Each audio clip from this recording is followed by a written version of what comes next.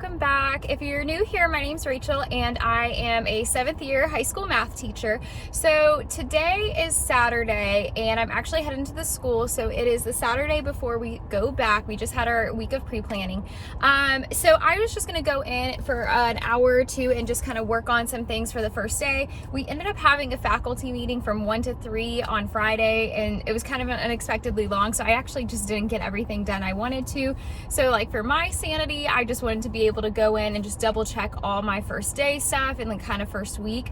So I'm only gonna be here for about an hour, but I figured this would be a great time to kind of take you guys through what I actually do on for the first day and kind of how I prepare myself for that first week and all the like activities that I do, just the organization and kind of flow of my classroom for those first few days. So I hope you guys enjoy and can take some ideas back to your classroom. So I'm in my classroom and I kind of wanted to talk to you guys about the way I go about planning out my days. So first thing, always have my lesson plan. So this is actually geared towards my flipped classroom, which means a couple of these I'm not going to use. So for the first day, I've kind of been teaching the same way for the past couple years. I found a routine that worked for me. But first day is always just introduction, get also into the mindset of my class and the way it's structured. So the first thing the kids do when they come in is I start off by telling them, hi, I'm Miss Aiken. Let's make sure you're in the right place. Let's sign off on our forms. Okay, this is the structure of my class now. Instead of going straight into like about me's or about you's or anything like that, or even classroom expectations, what I do is I go straight into this is the flow of my classroom. We will always have an opening and that's the expectation. Like when you come in, we're going to do an opening and then we'll have some sort of engaging activity and then there will always be a closing. And so then when I start to do my interest inventory, I tell my kids, okay, well, we're going to do our first opening. And so then I give the kids their paper. They sit for about 5 minutes filling out an interest inventory, just kind of like the structure of class would be. They come in, read the board, make sure everything's good, go straight into an opening. So once they do their opening, then I always tell them, okay, well, I've just given you a way for you to tell me about you. So now I'm gonna have a way where you can learn a little bit about me without me just talking about myself. And then I give my kids my introduction paper. And so basically what it is a paper that's an about me. So instead of making the kids just listen to me ramble about myself, which is something I'm not super comfortable doing either, I have typed out this like little 3 paragraphs just telling them one about like my education, where I went to college, my teaching career, and some of the things that I did that I was interested in college. Like I played sports, I was part of this group. So it's also like personal information that the kids can kind of maybe connect with and identify like, oh, she was an athlete. Oh, she was in choir. So these things are things that they can kind of already identify with and they're reading it, which I think makes it stick more for them instead of me just kind of word vomiting like, oh, I did this and this and this. And the kids are like, oh, it's all about you. So I think it's a way for kids to like read how, find a way to kind of connect with me a little bit. And so what they do is pull out 3 things that they learned about me and summarize like what they think is like most important to me here. So that way they're kind of like connecting with me. And so one thing that I do is while they're doing that, this is on my first day PowerPoint. So I also put up this slide for them to see like all these pictures. So like this is where I went to school, sports, like a little bit about me. And I kind of like highlight the points there, like my favorite books, dog, family, yada, yada. You get the idea. So it's a kind of a verbal like reading. And then they also have like the picture to kind of support. And I just think that's an easier way to go around like instead of just talking about myself. So once I do that, then I give them the syllabus. And again, I like the kids to be hands-on and really understand the way my class is gonna go, which is very independent learning, like kind of self-paced learning. So we then we flip this over and on the back is our syllabus scavenger hunt. So what I do is I just pass out the syllabus and then the kids are answering questions on the 6 most important things that I think they need to know right away from that. So first thing, like the grading, like what are the grade categories, what goes into them? How do I collect classwork and homework? What's my cell phone policy? Because that's like the battle that I pick. I do not let cell phones in. How do we organize our binder? Because I need to set that up right away. what section of Canvas, which is our online software, what is most important on there for them, and then when is the syllabus due. So once they go through that, I give them a couple minutes and then we answer those questions as a group, and then I dive into breaking down a little bit more of the syllabus for my first day PowerPoint. So in the PowerPoint, I kind of printed it off here. I always have this printed off anyway with me first day so I can see what's coming up next. And kind of make like notes on it. So as I am teaching, like there are some extra things that I want to talk about that's not necessarily on here. So I like to kind of print this off and make notes for myself so I have reminders. So I say it in every class. So I go straight in. Since I do a flipped classroom, it's very different than what the kids are used to. So I have a whole slide on a flipped classroom right here. And this is part of their syllabus. Most of this is just pulled from it. Like visual of what it's like, and then the next page, you can't really see it because it's not going to show up, but I have a small video that kind of explains it. It's like a kind of video graphic with like drawings, so it kind of is a little bit more engaging. And then I take them on a tour around the room. So around the room, there's a couple things that are super important, like the student center. This is where they can find everything that they'll need. The laptops in the back, that's super important as well. And we get into that more the second day. And then kind of the math corner, like this is an area where they can go and get stuff for themselves. If they're kind of done with an activity that are all, you know, just kind of math or like puzzles, things like that. So then at the very end of class, like I said, to start class, I talk about the structure. So we start with the opening and then we dive into the lesson, the activities. And that's kind of like that part where we're going over the syllabus. They kind of are physically engaged. And then for the closing, what I do is I have them pull out a separate sheet of paper and I tell them it's not formal. So if they want to if someone didn't bring supplies the first day, just rip a piece of paper with somebody else. And then I have them do an actual closing. So the closing is explain the flipped classroom. It's 2 questions that they have to answer. Explain the flipped classroom in your own words, and then write at least 1 question or concern that you have about this class. And so that's kind of how we end it. And so it seems a little bit boring that first day because it's very just like solely like individual based, like the kids are doing stuff just by themselves and I'm teaching, but I feel like that gives the structure of the class right away.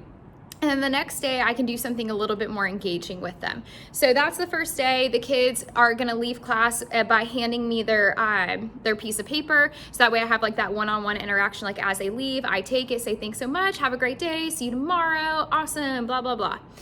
So then day 2 is the day that's way more engaged and a day that I like because we'll do some activities. And I'm really excited about this year because we are doing a scavenger hunt the second day of school. So, and then like we'll do a little Kahoot group activity. Our second day, we're gonna structure as an around the room activity where they learn the procedures themselves. So I have that stuff already printed. So I'll show you guys kind of what I do.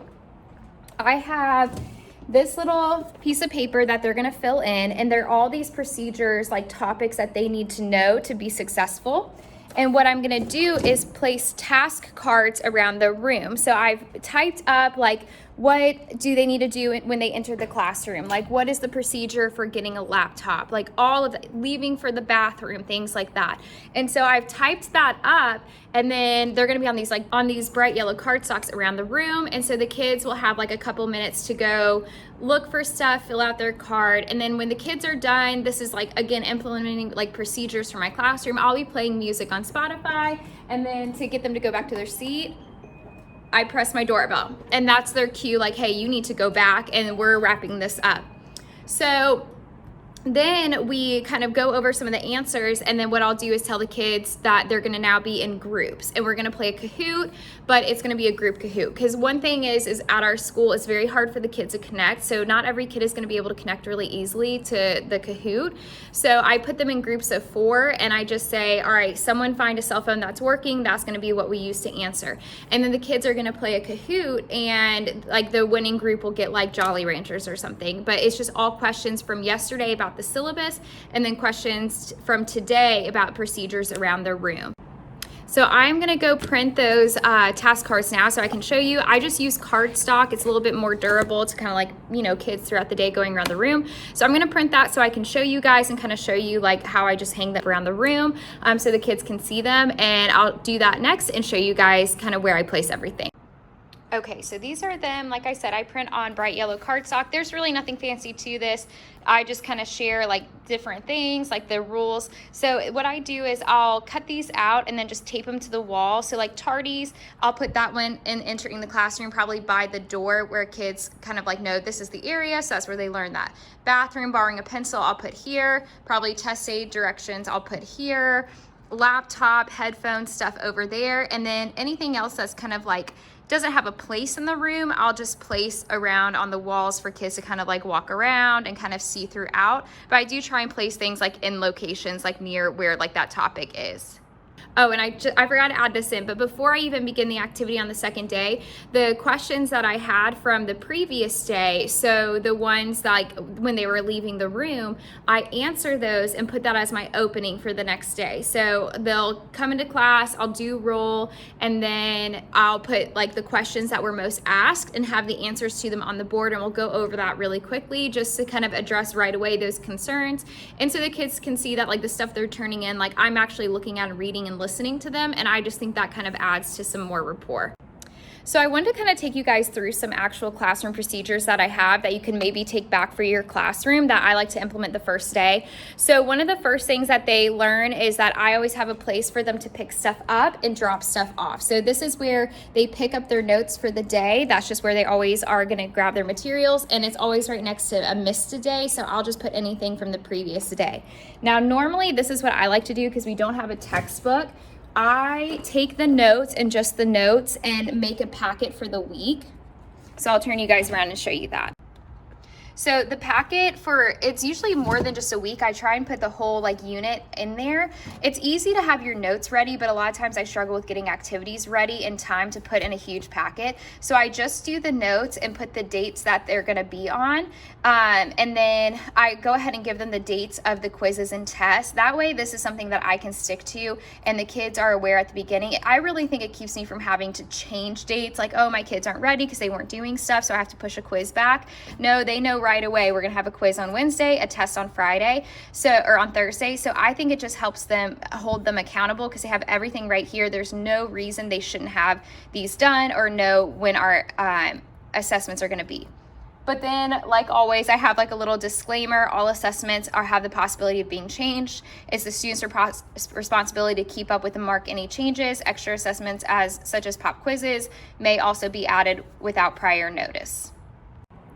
So the reason why I kind of moved to this template was because I even noticed me as a teacher when I first started, I was constantly pushing things back and adjusting and then falling behind in my curriculum because I wanted to make sure the kids were ready and it just wasn't working out if we had a harder topic or something like that. So it kind of made me think back to college, how we would get a syllabus and right away the syllabus had every quiz, every test that we would be doing. Like your day to day was broken down like for the entire semester, no exception. So you knew like I could go through and mark every test at the beginning of a semester for every single subject that I had.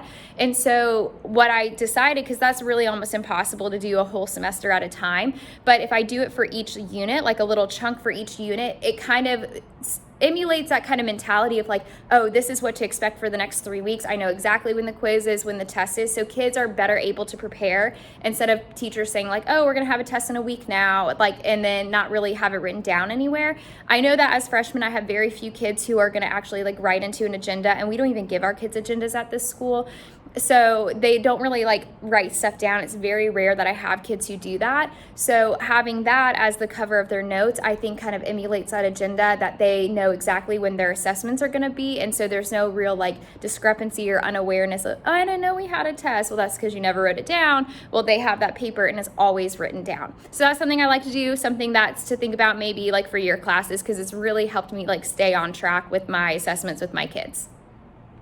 So this bin right here, this is where they drop off any like late passes or tardy slips. So for me to keep track of tardies, because I know that's something that I don't do a good job at, I have this little thing right here, and usually I have like a tardy thing I need to make, and that's what I'm gonna do today. But they grab a tardy slip, fill it out, and then they put it into that bin, and that helps me keep like a physical copy of just when kids are tardy, because I don't do a good job of writing that down myself. So they throw it in, and then at the end of the day I can kind of take those slips and look up who's tardy, and like we'll get a detention or things like that.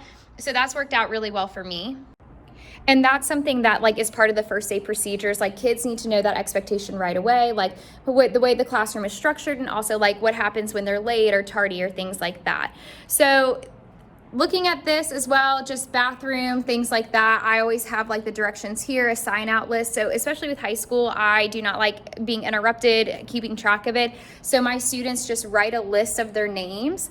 They can do it right when they come in. They know automatically, and I say this first day, like in that procedures around the room activity, you are never allowed to go during a lesson unless it's an absolute emergency, like when I'm teaching. But we're very like activity-based classroom. So once activities start, you can go. So kids will come in and write their name in a list here and then just go in that order, and they're responsible for kind of marking off and taking the pass. When it comes to emergencies, because that's kind of a big discrepancy, a lot of times the kids will like self-regulate that. Like they see their name, like they're like, oh, I really, really have to go when they like say something. And usually the kid who's at the top of the list will be like, oh, I don't have to go that bad, you can go. So emergencies, that's kind of, the kids regulate them themselves. I don't really ever have to deal with that.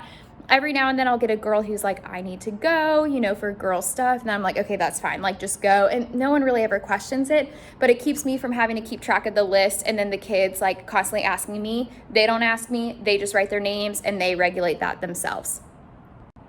So another thing that I'll go over on procedure day is test day expectations. So for me, I like to model kind of like the huge like milestones testing environment. So I have kids put their bags up front here, and then they have to turn in their cell phones to here. So this is not up throughout the entire year or every day, but I do have it hanging for the first day just so I can show the kids that on test day, and I'll remind them the first test day, but I like to have that visual here, is they all have an assigned number. So on test day, they drop this off, they put their phones in here. If they want to be counted present, that's what they have to do. So basically on a test day, I'll go through and check all of these and say, hey, I'm missing number 5 and 12. Put your phones up. It doesn't need to be in a bag. It goes up here where I can see it. That way I know the kids like don't have it. A lot of times teachers are like, oh, well, I'll just have them put it in their bag. But there's always the kids who are just like, oh yeah, it's in my bag, but it's like really in their sweatpants, or like girls are sitting on their phone because they just like are so attached to it. So I do that. I know a lot of teachers do this to take attendance every day. I'm not good at maintaining that. I know myself really well, and I get super distracted and want to dive right in when the kids come in. And so I don't ever remember to check this. So that system just falls apart really quickly for me at the beginning of the year. So that's why I have a stricter cell phone policy whenever I see one. I like give detentions right away, and I have a policy for that. But this is a good system for people who are pretty like detail oriented and will check every day. A couple of my coworkers do that, but I don't remember. So I only use this for test day, and I keep that out so I can teach them about that the first day of school. So another thing is calculators. So I normally keep these behind my desk, but I just, don't have my room completely set up yet. So another thing I'll go over is how do we go about checking out calculators if they don't buy one. And every kid is given a calculator card. I usually do this the third day of school or when I start teaching. So the kids will get a Sharpie, and because these are laminated, stuff can come off easily. So I give them Sharpie, and they write their first and last name in their class period.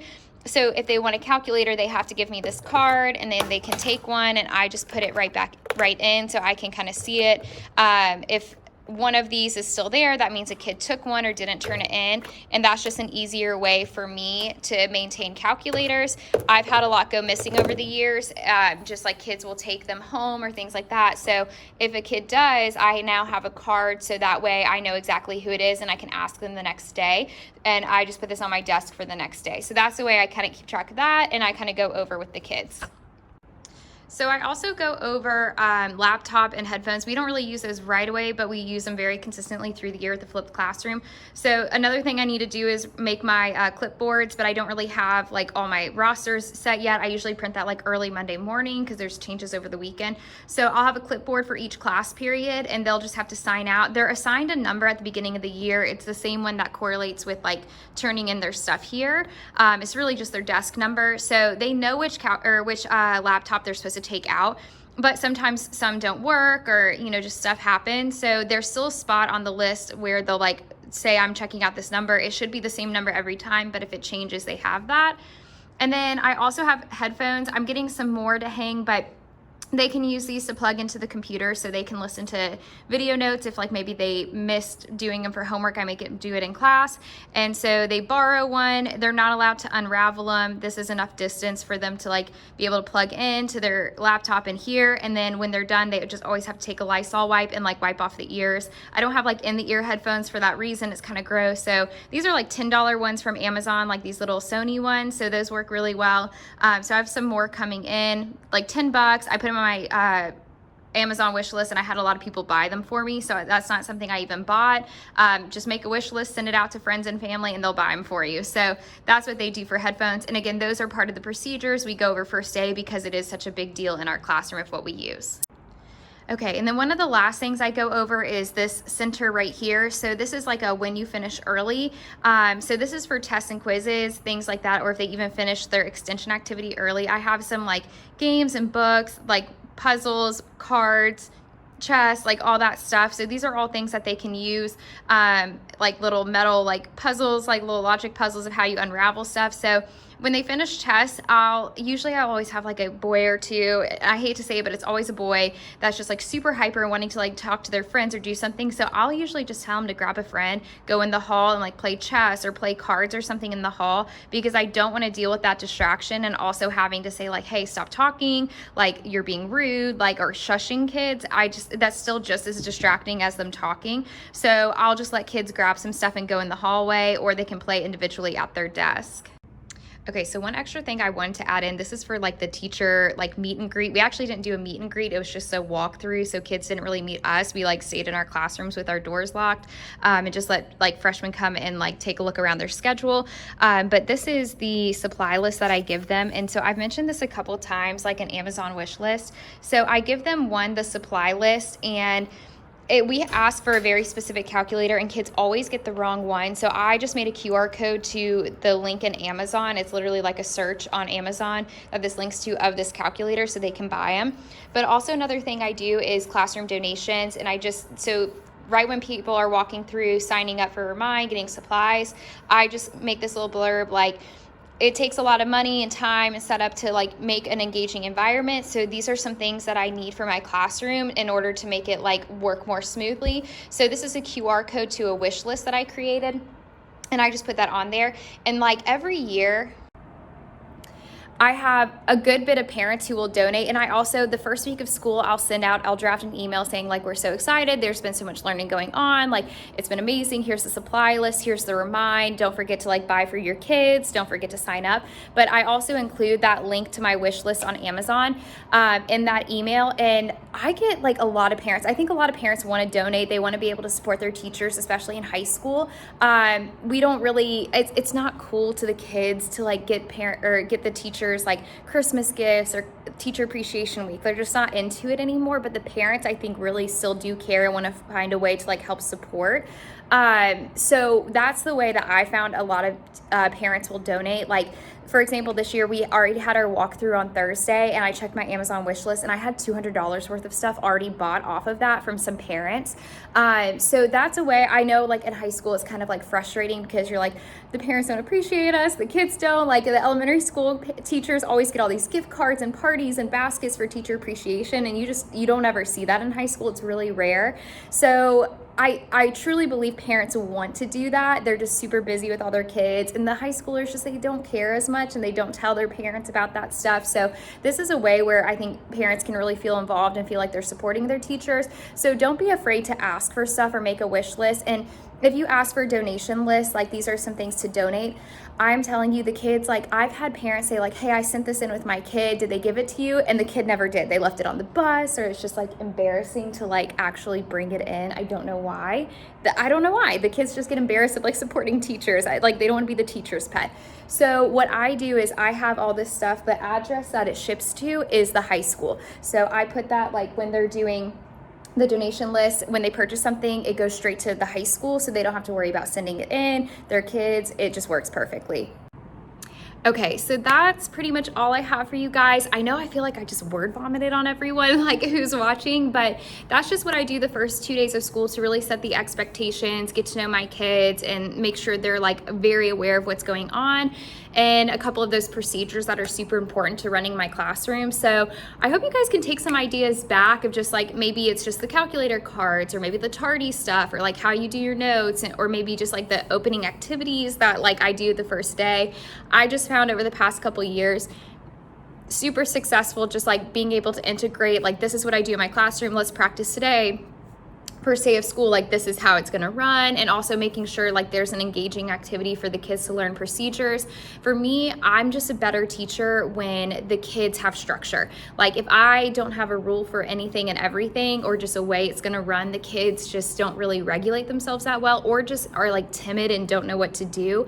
And kids don't like to ask, they don't like to be the one to ask a lot of times. So those are just, I think if I have a procedure for everything, or a way something is going to run like stepwise, like, it's just not gonna work out as well as if I do have that. So hopefully you can take some of those back. I'm just gonna start working on my classroom, get the last finishing touches, but I hope those help and you're able to integrate some things to make your school year start off really well. So thank you so much for watching, you guys.